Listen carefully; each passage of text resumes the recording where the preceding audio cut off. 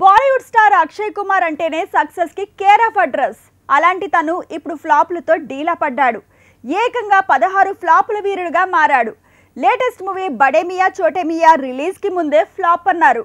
కానీ విడుదలయ్యాకే అది డిజాస్టర్ అని తేలింది. ఇంతకీ ఎక్కడ లెక్క తేడా కొడుతోంది? అంతా కుళ్ళుకునేలా హిట్ల సొంతం చేసుకున్న స్టార్ ఎందుకు ఇలా అయ్యాడు? టెకెలు బడే మియా చోటే మియా సక్సెస్ఫుల్ గా ఫ్లాప్ అని తేల్చేశారు. రిలీజ్ కి ముందే ఫ్లాప్ టాక్ రావటం, విడుదలయ్యాక వసూళ్లు లేకపోవడంతో డిజాస్టర్ అని తేలింది. ఇక స్కై ఫోర్స్ తో పాటు వెల్కమ్ టు జంగిలే మిగిలింది. బేసిక్ గా అక్షయ్ అంటే పబ్లిక్ పల్స్ పట్టిన హీరో అంటారు. ఏడాదికి 5 సినిమాలు, అందులో కనీసం 4 హిట్లు. ఇది అక్షయ్ కుమార్ స్టైల్. మిగతా హీరోలు ఏడాదికో మూవీ పూర్తి చేసి సింగిల్ హిట్ కొట్టేందుకు కష్టపడుతుంటే తను మాత్రం ఈజీగా 4 హిట్లు కొట్టేవాడు.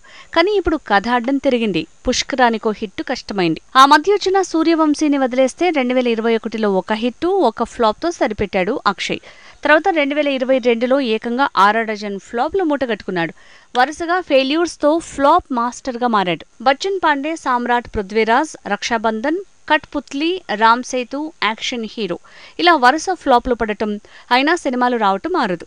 ఆ విషయంలో అక్షయ్ స్టామినాను పొగడకుండా ఉండలేం. కానీ సాలిడ్ హిట్లు లేకున్నా యావరేజ్లు కూడా తనకి కరువయ్యాయి. Oh my god sequel oh my god 2 ఏదోలా గట్టెక్కింది. కానీ ఆ సినిమా మీద కూడా వివాదాలు, విమర్శలు తక్కువేం లేవు.